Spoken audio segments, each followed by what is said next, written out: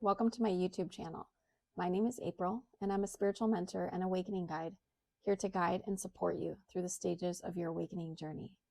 To go deeper into today's topic or any other topics on my YouTube channel or other social media platforms, please follow the links in my bio to learn more about my Soul Awakened course and one-on-one mentorship program, which walks you step by step through the stages of awakening and helps guide and support you as you overcome common blocks and challenges along the way. Let's get into today's topic, the unpredictable elements of your awakening: contrast, tower moments, and tests.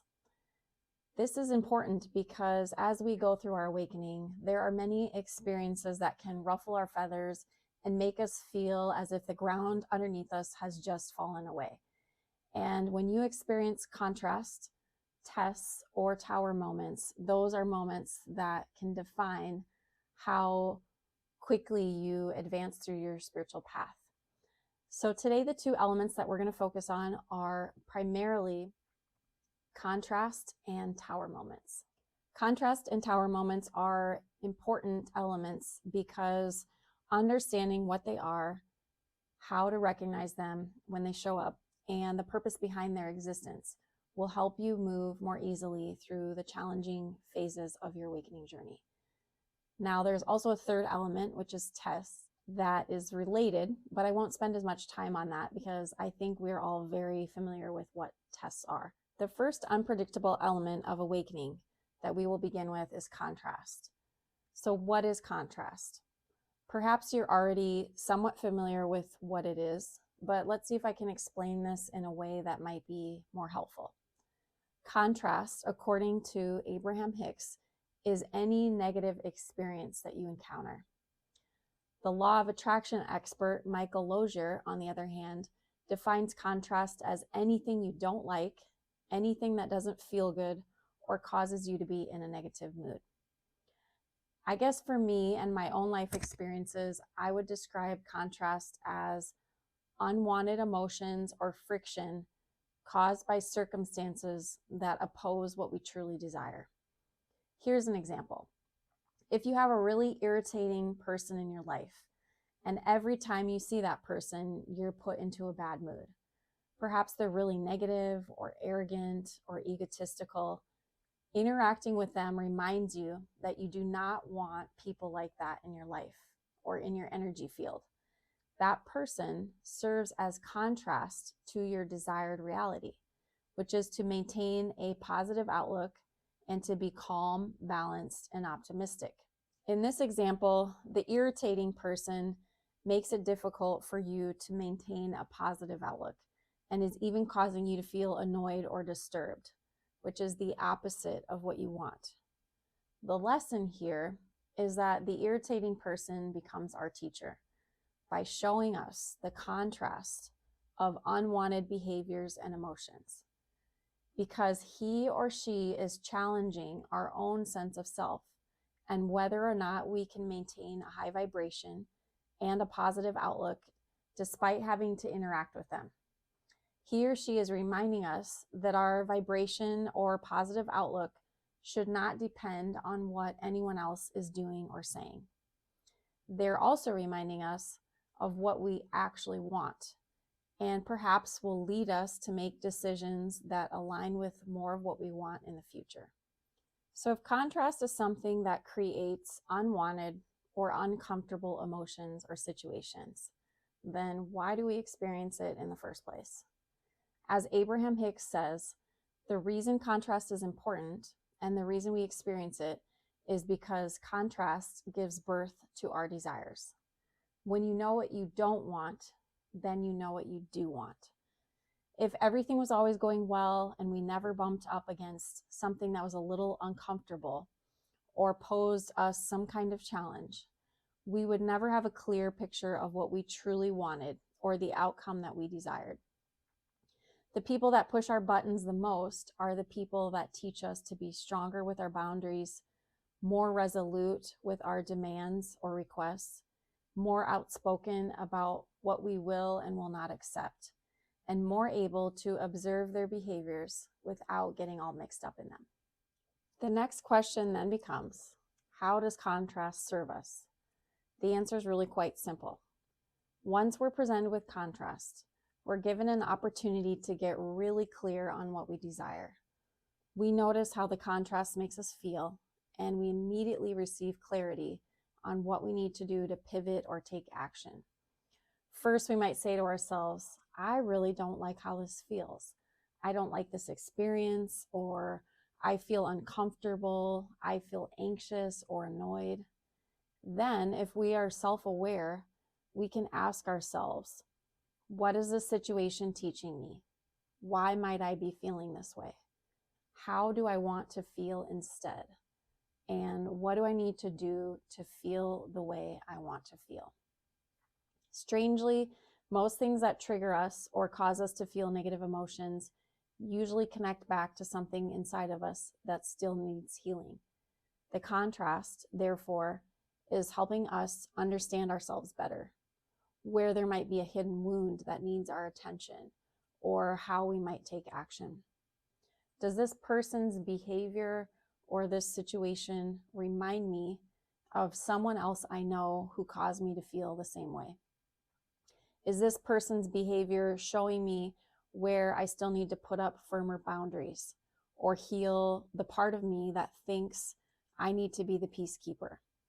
Or is my reaction to their behavior simply showing me that I haven't been taking care of myself enough, and therefore I'm less patient with their negativity? There's always a reason for the contrast we experience, as well as for the triggers.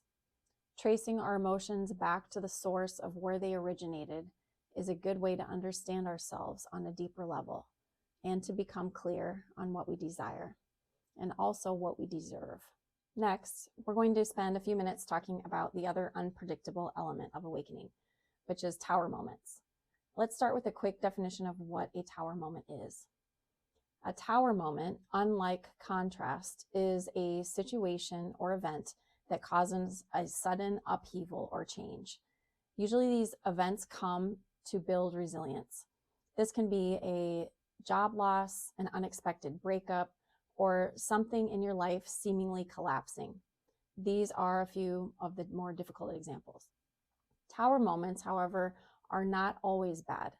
In fact, they can be something ridiculously good, such as an unexpected lottery win or a job offer that's going to take you across the country. While these events are good, they still cause your nervous system to go into overdrive because they cause such rapid changes. Let me give you a few personal examples. These are not losing a job or anything major or negative, but they are something that created an unexpected change or turn of events in my life. One of the ways that the tower moment happened for me is that I had to move twice in a span of about a month and a half. The first move was expected, but the second move was not. And here's what happened. I was living in an apartment for the year after my divorce, and I finally had found a house that my family and I could move into, and I was so excited about it. So I got the house set up. I did all the moving, all the packing on my own, and we got all settled and all moved in.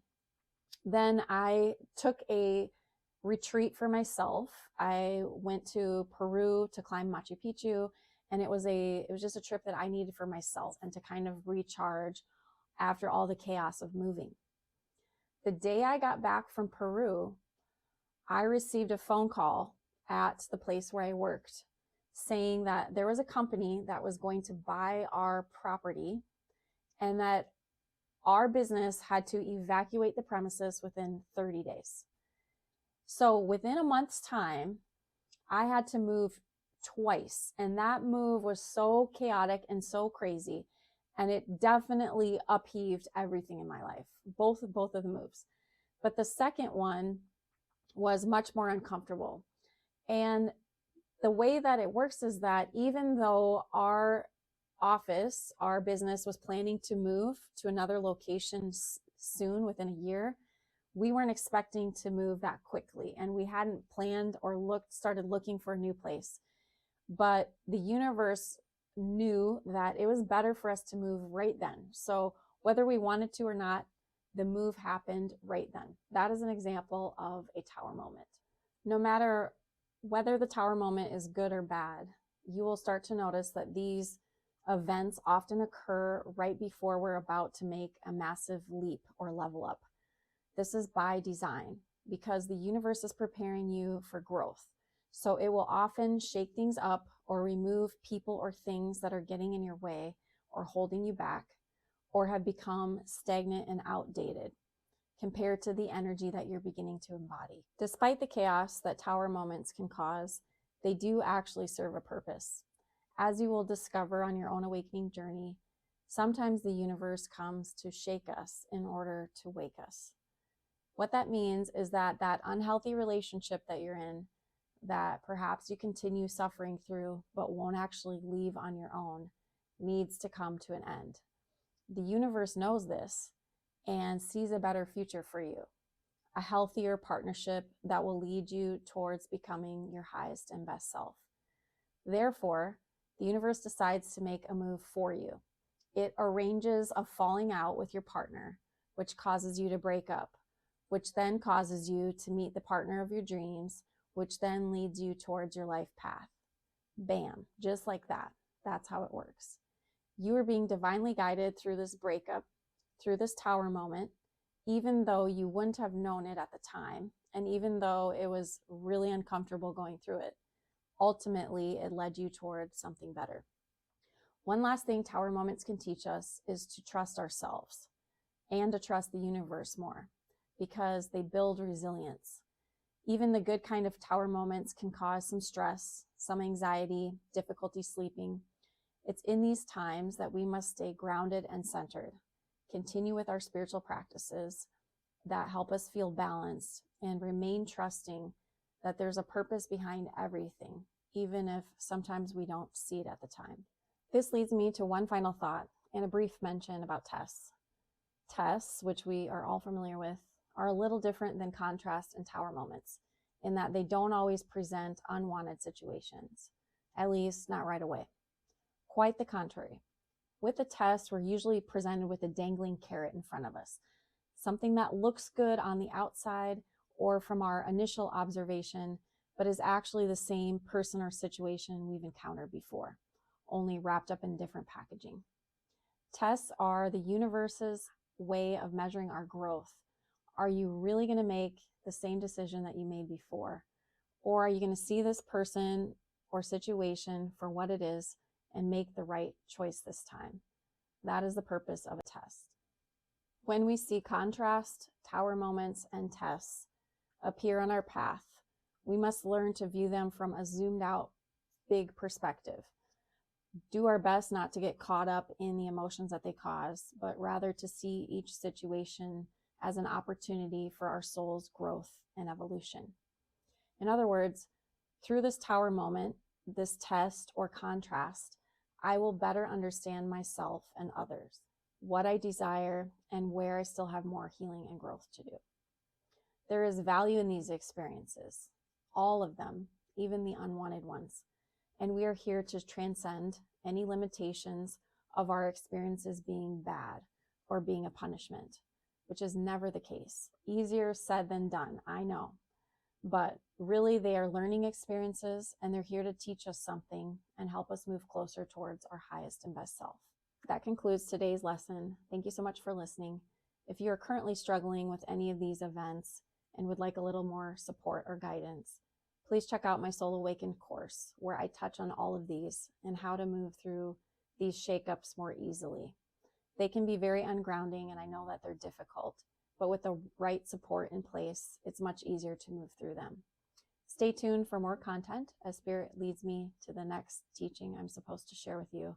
Until then, wishing you much luck on your healing journey. Take care.